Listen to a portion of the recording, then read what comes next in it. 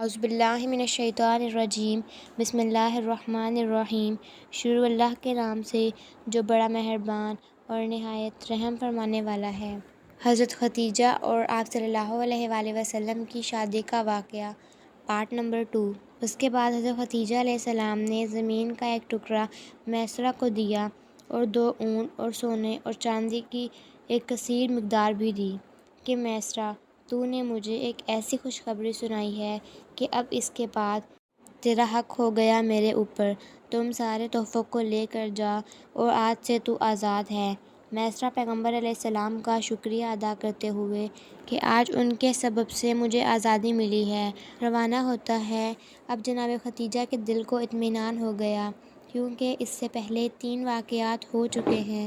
ایک تو یہ کہ ایک جناب خدیجہ اپنی سہیلیوں کے ساتھ خانہ خدا کے سامنے والے صحن میں بیٹھی ہوئی تھیں کہ ایک یہودی عالم وہاں سے یہ کہتا ہوا گزرتا ہے کہ مبارک ہو، تم میں سے ایک ایسی عورت ہے کہ اللہ تعالیٰ کے آخری نبی کی بیوی بننے والی ہیں، اور اے مکے کی عورتوں، وہ آخری نبی اس مکے کی سرزمین پر ظاہر ہوگا، تم میں سے جو بھی اس کی اطاعت کرے اور اسے قبول کرے وہ دنیا اور آخرت دونوں کی ملکہ ہوگی۔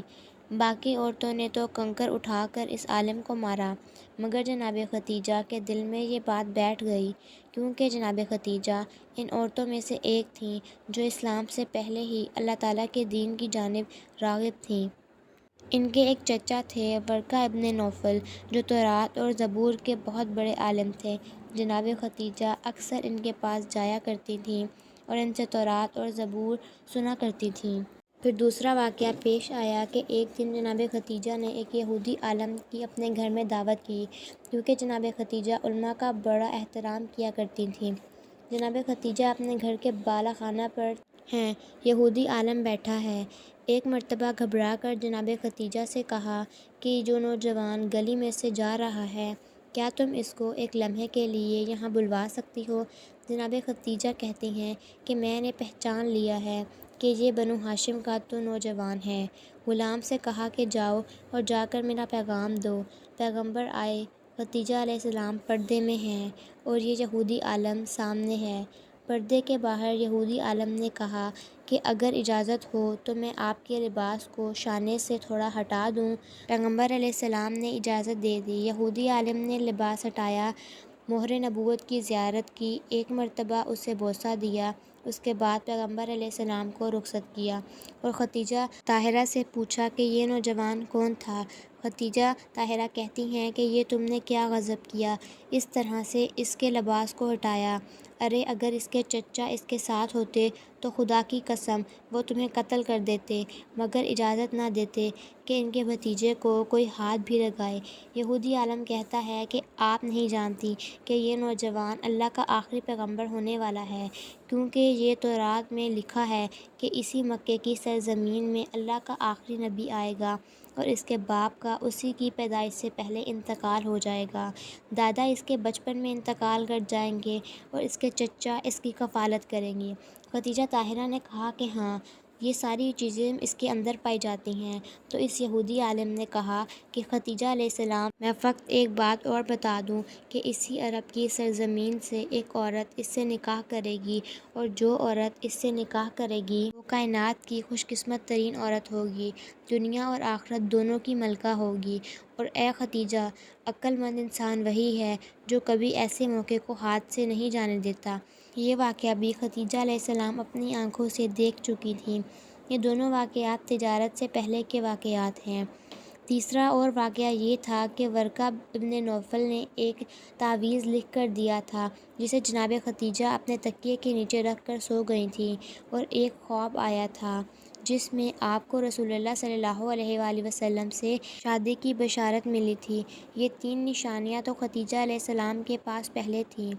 پھر میسرہ کی رپورٹ کہ جو اس نے دیکھا، اور میسرہ کے ذریعے سے اس رائب عیسائی کی پیش گوئی، اور پھر اپنی آنکھوں سے اس نور کے چمکنے کو دیکھنا، جناب خدیجہ علیہ السلام یقین کی آخری منزل پہ پہنچ چکی ہیں۔ یہی ہے میرا گوہر مقصود۔ اب جناب خدیجہ علیہ السلام نے یہ چاہا کہ میں پیغمبر علیہ السلام سے نکاح کر لوں۔ ایک جانب ایک خوف بھی ہے کہ میں کیسے نکاح کروں، اس لیے کہ پیغمبر علیہ السلام مجھے قبول کریں یا نہ کریں، کیونکہ وہ آخری نبی ہیں، اتنے افضل اور کائنات کے سردار ہیں۔ دوسری جانب یہ بھی خطرہ ہے کہ اگر میں سوچتی رہی تو ایسا نہ ہو کہ اس سے پہلے ہی ان کا نکاح کہیں اور ہو جائے۔ جناب خدیجہ طاہرہ سوچ میں ہیں کہ کیا کریں۔ پھر بالآخر انہوں نے اپنی سہیلی نفیسہ کو بلایا اور اس سے کہا کہ پہلے تم جا کر یہ دیکھو کہ کیا ابو طالب کے اس بھتیجے کے دل میں میرا کوئی خیال ہے کہ نہیں۔ اگر میں اس کے رشتے کی بات کروں گی تو وہ انکار تو نہیں کر دیں گے۔ نفیسہ پیغمبر علیہ السلام کے گھر گئیں تو انہوں نے اسے احترام کے ساتھ بٹھایا اور پوچھا کہ کیسے آنا ہوا۔ نفیسہ نے کہا کہ اب آپ کی عمر شادی کے قابل ہو چکی ہے، کیا آپ نے کوئی ارادہ کیا ہے شادی کے بارے میں؟ پیغمبر جواب دیتے ہیں کہ میرے جو حالات ہیں وہ تمہارے سامنے ہیں۔ ہاں، میرے چچا کہہ رہے تھے سفر تجارت کے بعد اب اتنے پیسے جمع ہوئے ہیں کہ اب یہ شادی کا اہتمام ہو سکے گا۔ نفیسہ کہتی ہے کہ اگر میں آپ کو ایک رشتہ بتاؤں جو حسن میں بھی، دولت میں بھی اور شرافت میں بھی اس مکہ کی سرزمین پر اس سے بہتر کوئی نہیں ہے تو کیا آپ اسے قبول کریں گے؟ پیغمبر علیہ السلام کے جو علم لدنی کے مالک ہیں، ہر غائب اور حاضر کو جانتے ہیں، مگر ظاہری اعتبار سے گفتگو کرتے ہوئے کہتے ہیں کہ میں تمہارا اشارہ سمجھ گیا۔ نفیسہ کہتی ہے کہ خدیجہ طاہرہ خود آپ سے گفتگو کرنا چاہتی ہیں۔ اگلے دن پیغمبر اسلام تیار ہو کر جناب خدیجہ کے مکان میں گئے۔ جناب خدیجہ طاہرہ پیغمبر اسلام سے کہتی ہیں کہ آپ نے سفر تجارت میں بڑا نفع حاصل کیا، میں آپ کا شکریہ ادا کرتی ہوں اور کچھ آپ کا حصہ ہے، اس میں آپ کا کیا ارادہ ہے؟ کہا کہ میرے چچا نے کہا ہے کہ تم خود اپنے اون خرید لو اور اپنی تجارت خود شروع کر دو اور باقی جو پیسے بچیں گے اس سے وہ میری شادی کا انتظام کرنا چاہتے ہیں۔ پیغمبر اسلام سے یہ جملہ سننا تھا تو خدیجہ طاہرہ نے کہا کہ آپ کا کیا خیال ہے، کس کا انتخاب آپ کریں گے؟ میرے ذہن میں بھی آپ کے لیے ایک رشتہ ہے جو خاندان کے اعتبار سے بھی آپ کی شریک ہے، جو ہر اعتبار سے ہر مقام پر آپ کی مدد کرنے والی ہے۔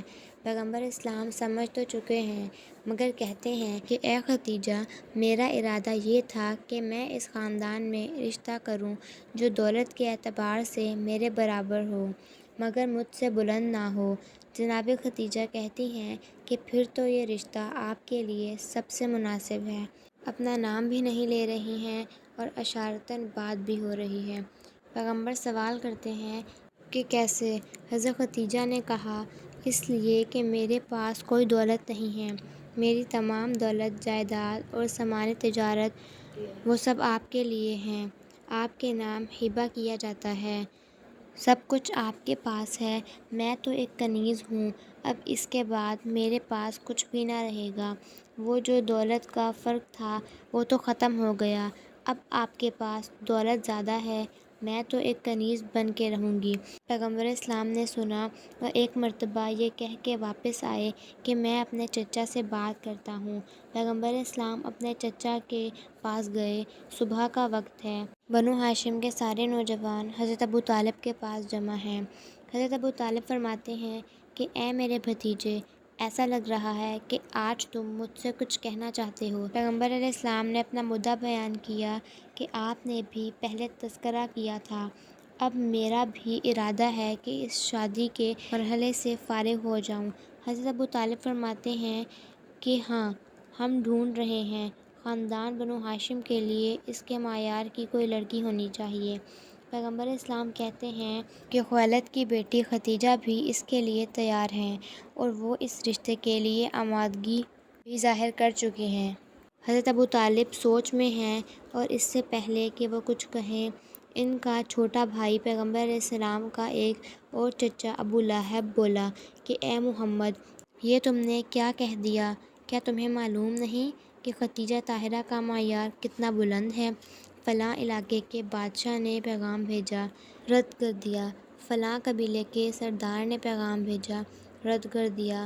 اگر ہمارے خاندان میں سے کوئی سردار پیغام بھیجتا تو سمجھ میں آنے والی بات تھی، مگر تمہارے پاس تو کچھ بھی نہیں ہے، تمہارا پیغام کیسے لے جایا جائے؟ ہم سب کی رسوائی ہوگی۔ ابو لہب کا اتنا کہنا تھا کہ پیغمبر اسلام کے ایک اور چچا جناب عباس جلال کے عالم میں کھڑے ہو گئے۔ کہا کہ خبردار، اپنی زبان کو روک، کیا کمی ہے میرے بھتیجے میں؟ کیا تمہیں پتہ نہیں کہ بنو ہاشم کا جو بھی ہے وہ سب میرے بھتیجے کے لیے ہے؟ ہم سب اس پہ متفق ہیں۔ یہ تو نے کیا کہہ دیا کہ اگر بنو ہاشم کے کسی اور سردار کا رشتہ ہوتا تو بھیجا جا سکتا تھا۔ ہم سب اس کے غلام ہیں، یہ ہمارا سردار ہے۔ جناب عباس نے اتنے جوش کے ساتھ گفتگو کی کہ سب خاموش ہو گئے، مگر حضرت ابو طالب نے کہا کہ اس طریقے سے رشتہ بھیجنا مناسب نہیں ہے۔ بنو ہاشم کا رشتہ رد ہو گیا تو ہر حال میں ایک توہین مانی جا سکتی ہے۔ عرب کے ماحول میں ایسا کرو کہ خود پہلے ختیجہ طاہرہ کی رائے لے لی جائے کہ وہ کیا کہنا چاہتی ہیں۔ مگر کیسے رائے لی جائے؟ مسئلہ شادی کا ہے، اجنبی خاندان ہے، مگر ایک راستہ مجھے سمجھ میں آ گیا۔ حضرت ابو طالب کی بہن ہے جناب صفیہ، پیغمبر اسلام کی پھوپھی۔ جناب صفیہ کی شادی جناب ختیجہ کے خاندان میں ہوئی تھی، جناب ختیجہ کے بھائی سے ہوئی تھی۔ اس اعتبار سے صفیہ رسول اللہ کی پھوپھی ہیں، ابو طالب کی بہن ہیں، مگر ختیجہ طاہرہ کی بھاوج ہیں۔ جناب ختیجہ طاہرہ نے دیکھا کہ آج بے وقت میری بھاوج میرے پاس آ رہی ہیں، فوراً سمجھ گئیں کہ یہ کیا معاملہ ہے۔ جناب صفیہ نے بات شروع کی، ختیجہ، شادی کے بارے میں تمہارا کیا ارادہ ہے؟ جناب ختیجہ نے فوراً جواب دیا کہ میں نے طے کر لیا ہے کہ اب میں شادی کروں گی تو آپ کے بھتیجے سے کروں گی، اور میں اس کے لیے مکمل طور پر تیار ہوں۔ پر جس انداز سے گفتگو تھی، جناب صفیہ کو یقین کامل ہو گیا۔ وہ پلٹ کے جناب ابو طالب کے پاس آئیں اور بتایا کہ بھائی، یہ معاملہ طے ہے، ختیجہ راضی ہے، تم بھی کوئی انتظام کرو، ختیجہ تمہارے ساتھ ہیں۔ بہن نے آ کر یقین دلایا، ابو طالب تیار ہوئے۔ جی تو ویورز، یہ تھی آج کی ہماری ویڈیو۔ اس کا نیکسٹ پارٹ ہم اپنی اگلی ویڈیو میں شیئر کریں گے۔ اگر آپ کو میری ویڈیو اچھی لگی ہو تو میرے چینل کو سبسکرائب کریں، ویڈیو کو لائک کریں اور شیئر کریں۔ اللہ حافظ۔